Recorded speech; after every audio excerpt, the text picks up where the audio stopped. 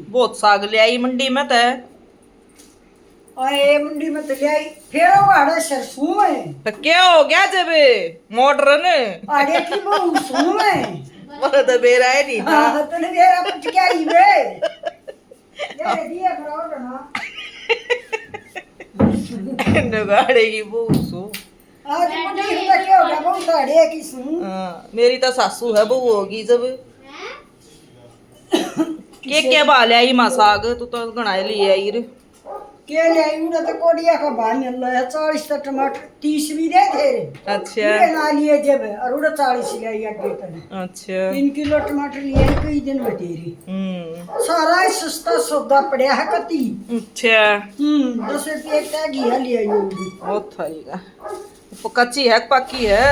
ओड़ गया ले बाकी है करम बावड़ी इतनी कुछ मत आऊं थी नाम दाना पे तैयार बैठी रहे हमारी कब क्यों करा यार सासू क्या और मैं नाम कर ले तनु तो लड़न का मतलब हो रहा है क्या मेरी गेलियां ना वो जमरती तो आई हूँ पलक जे पाकी हो तू तो सिली करया मंडी में काची ओढ़े ते लिए ये अच्छा अच्छा